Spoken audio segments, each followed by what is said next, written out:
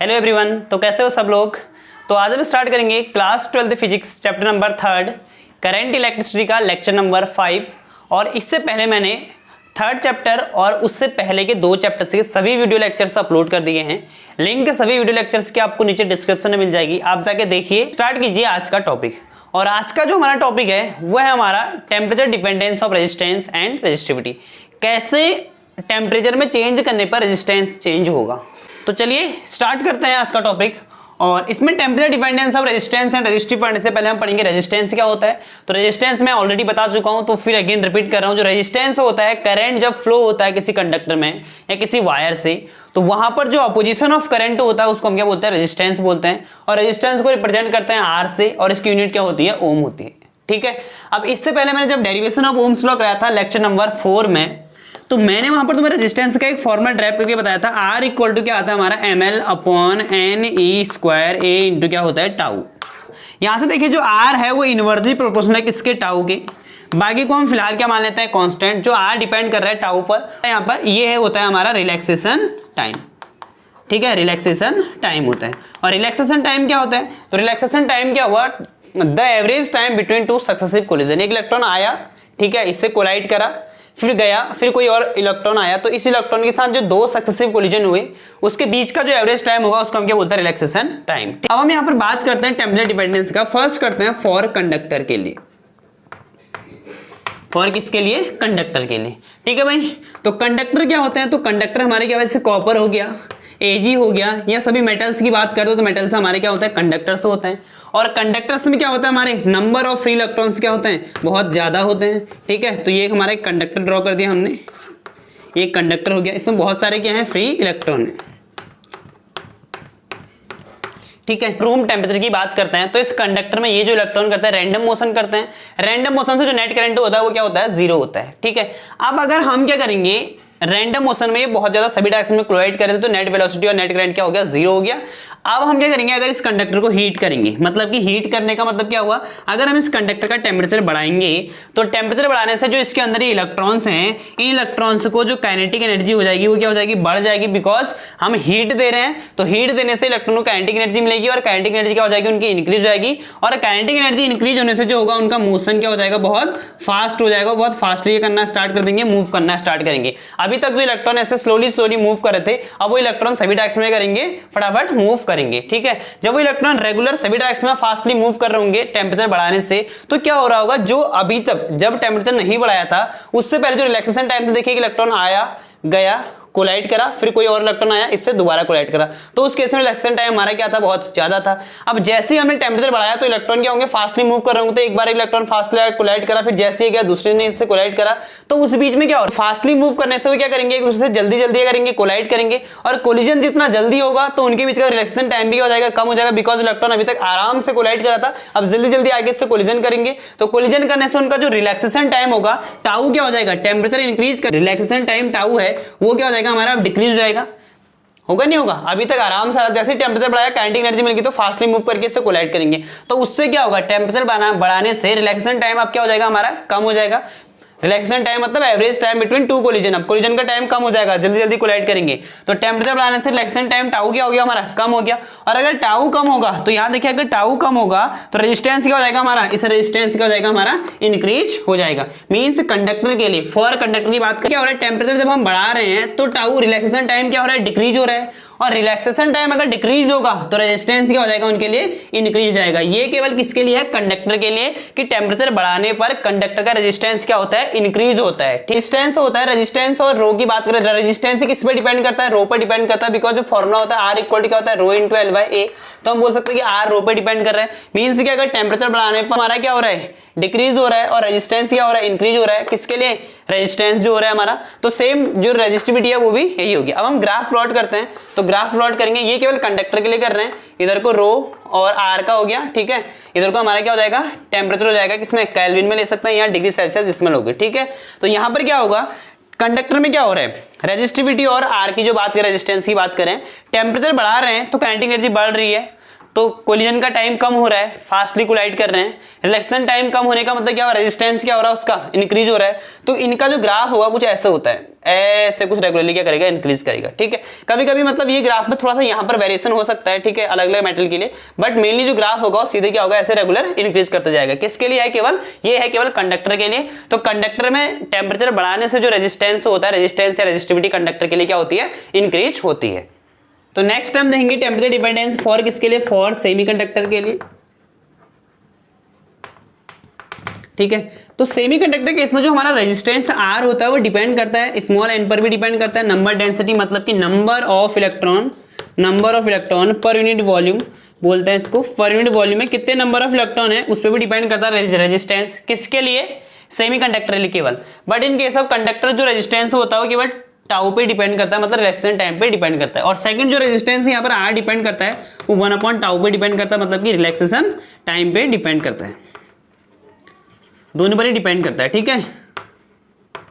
Relaxation time आ गया हमारा।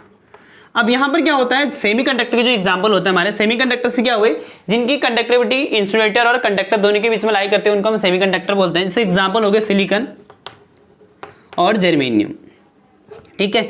इनके जो अटरमोस्ट सेल में जो इलेक्ट्रॉन होते हैं कितने होते हैं, 4 होते हैं, 4 इलेक्ट्रॉन होते हैं, ठीक है। एट ए रूम टेम्परेचर पर, ठीक है भाई, एट ए रूम टेम्परेचर की जब हम बात करते हैं तो रूम टेम्परेचर पर जो इनके अटरमोस्ट सेल में जो इलेक्ट्रॉन होंगे केवल कितने होंगे, 4 ही इलेक्ट्रॉन होते हैं रूम टेम्परेचर पर।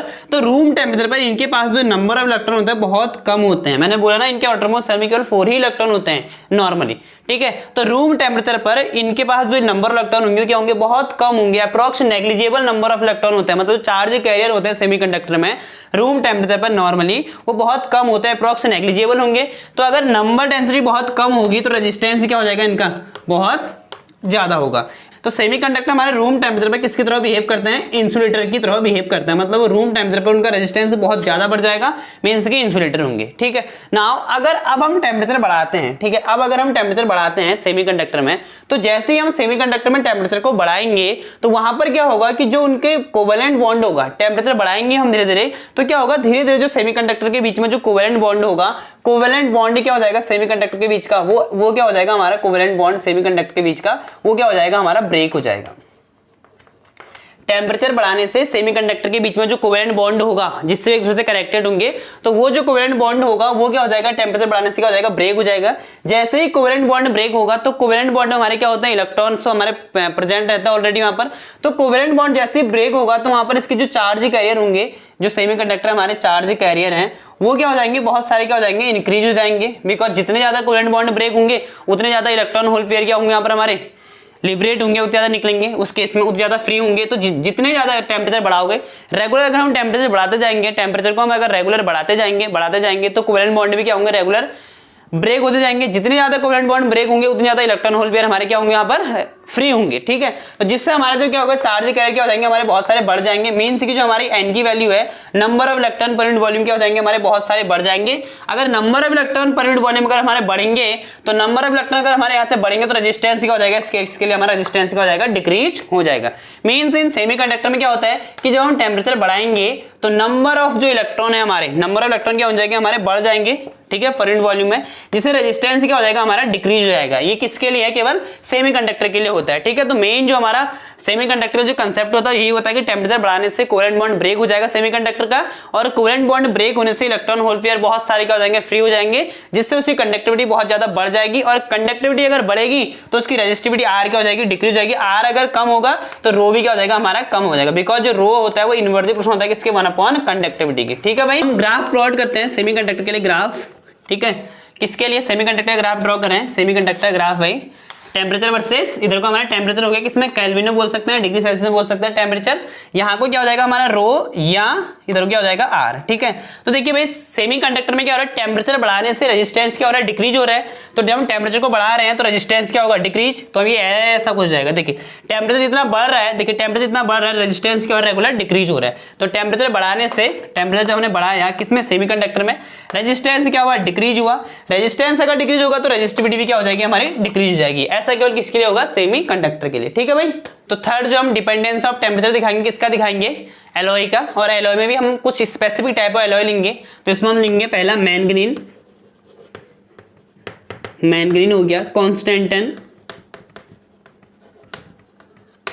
ठीक है, मैंगनीन, कॉन्स्टेंटन और नाइक्रोम, ये बहुत स्पेसिफिक टाइप ऑफ एलॉय होते हैं। तो इन एलॉय में क्या होता है, हमारा जो ये वाले एलॉय होते हैं मैंगनीन, कॉन्स्टेंटन और नाइक्रोम होते हैं, MCN बोलते हैं शॉर्ट में इसको, MCN, ठीक है। ये स्पेसिफिक टाइप ऑफ क्या होता है, हमारे एलॉय होते हैं जिनका यूज हम लैब में रेजिस्टेंस बनाने में किया जाता है। कोई भी वायर हमें जो लैब में मिलती है ना, इनका यूज जो होता है वायर बाइंड रजिस्टर बनाने में किया जाता है। तो अभी मैं इसके बाद जो फर्दर जो वीडियो लेक्चर आएगी तो वहां पर मैं तुम्हें टाइप्स ऑफ रजिस्टर बताऊंगा, कार्बन रजिस्टर और वायर बाइंड रजिस्टर।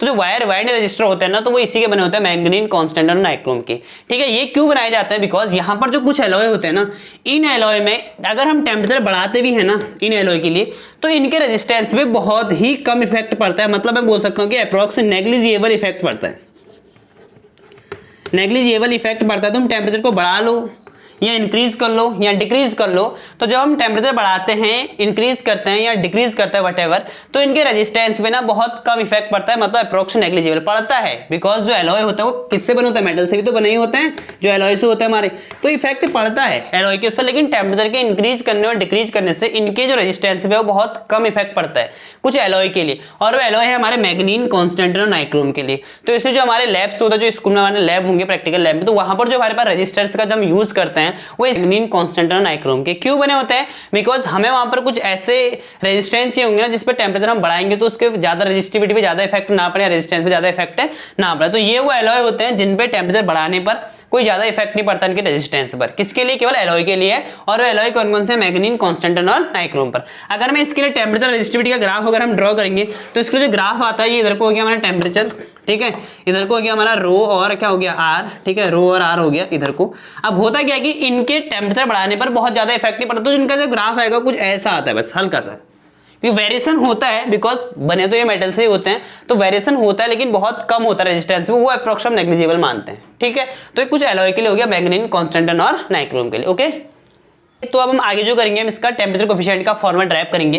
तो एक्सपेरिमेंटली क्या ऑब्जर्व किया गया, एक्सपेरिमेंटली, ठीक है भाई, एक्सपेरिमेंट किया गया, प्रैक्टिकल किया गया लैब में, एक्सपेरिमेंटली क्या ऑब्जर्व किया गया, एक्सपेरिमेंटली ऑब्जर्व किया गया कि जो चेंज इन रेजिस्टेंस है, चेंज इन रेजिस्टेंस है, चेंज इन रेजिस्टेंस है, वो डिपेंड करता है किस पर, इनिशियल रेजिस्टेंस पर, किस पर, इनिशियल रेजिस्टेंस आर पर, ठीक है, इनिशियल रेजिस्टेंस लिख देते हैं इसको, ठीक है भाई। तो मींस कि अगर चेंज इन रेजिस्टेंस को हम किससे दिखाएंगे, डेल्टा आर, किस पे डिपेंड करेगा, तो इनिशियल रेजिस्टेंस को हम किससे दिखाते हैं, आर नॉट से। तो यहां पर क्या हो जाएगा, आर नॉट, पहला ये ऑब्जर्व किया गया। दूसरा ये ऑब्जर्व किया कि जो चेंज इन रेजिस्टेंस है डेल्टा आर, किस पे डिपेंड करता है, चेंज इन टेम्परेचर पर। जो डेल्टा टी है हमारा वो क्या है, चेंज इन टेम्परेचर है, चेंज इन टेम्परेचर, ये ऑब्जर्व किया गया एक्सपेरिमेंट, ठीक है। यहां से इन दोनों को कंबाइन करेंगे तो कंबाइन करने से हमें क्या मिलेगा, तो डेल्टा आर जो डिपेंड करेगा किस पे डिपेंड करेगा, आर नॉट और डेल्टा टी पर। और ऑफकोर्स इन पे डिपेंड करते भी हैं, बिकॉज इनिशियल रेजिस्टेंस जितना ज्यादा होगा तो चेंज उतना ज्यादा दिखेगा हमें। टेम्परेचर में चेंज करेंगे तो रेजिस्टेंस में चेंज हो ही रहा है, वो तुमने देख लिया। तो यहां से इस प्रपोर्शन का साइन हटेगा तो यहां पर क्या आता है, कांस्टेंट आता है, और उस कांस्टेंट की वैल्यू क्या होगी, देखिए डेल्टा आर इक्वल टू, यहां से कांस्टेंट आएगा, उस कांस्टेंट को किससे रिप्रेजेंट करते हैं, अल्फा से, इंटू क्या आएगा, R not into delta T. और ये जो प्रपोर्शनलिटी कांस्टेंट आया यहां पर अल्फा, इसको बोलते हैं हम टेम्परेचर कोफिशिएंट बोलते हैं, टेम्परेचर कोफिशिएंट बोलते हैं, ठीक है भाई, ये टेम्परेचर कोफिशिएंट बोलते हैं, ठीक है। यहां से अगर हम अल्फा की वैल्यू को फाइंड करेंगे तो क्या आएगा, अल्फा की वैल्यू, तो alpha equal to temperature coefficient है, अल्फा इक्वल टू हमारे पास आ जाएगा delta R upon R not into क्या आ जाएगा, डेल्टा टी। तो ये हमारे पास किसकी वैल्यू आ गई, अल्फा की वैल्यू।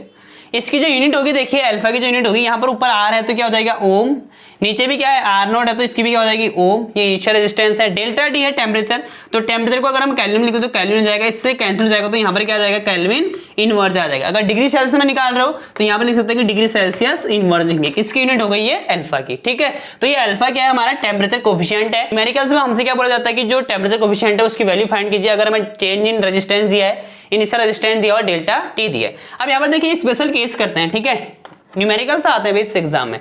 तो क्या होगा, देखिए अगर T1 टेम्परेचर पे रेजिस्टेंस अगर R1 है, ठीक है, और T2 टेम्परेचर पे रेजिस्टेंस अगर हमारे पास R2 है, तो देन मैं इस फॉर्मूले को ऐसा लिख सकता हूं, टेम्परेचर कोफिशिएंट है alpha equal to delta R change in resistance, तो फाइनल रेजिस्टेंस क्या हो गया हमारा R2, तो R2 माइनस R1 अपॉन यहाँ पर क्या है, इनिशियल रेजिस्टेंस है R1, तो यहाँ पर क्या आ जाएगा हमारा R1 into change in temperature कितना हो जाएगा T2 माइनस क्या हो जाएगा T1। ठीक है, तो अगर तुम्हें वैल्यू दी है, अगर T1 टेम्परेचर पर या T2 टेम्परेचर पर तुम्हें रेजिस्टेंस की सेपरेट वैल्यू दी है, तो यहाँ से तुम अल्फा की वैल्यू फाइंड कर सकते हो, या तुम्हें जो भी फाइंड करने को कहे यहाँ से इस फॉर्मूले से, वो तुम इस फॉर्मूले का यूज करके फाइंड कर सकते हो। तो एनसीईआरटी में बहुत सारे एग्जांपल्स और न्यूमेरिकल दिए हैं इसके, आगे हम इसमें जब एनसीईआरटी एक्सरसाइज करेंगे तो वहां पर इस फॉर्मूले से रिलेटेड क्या करेंगे, न्यूमेरिकल्स करेंगे। ठीक है, तो अगर वीडियो पसंद आई तो चैनल को लाइक शेयर और सब्सक्राइब कर देना। Okay, thank you.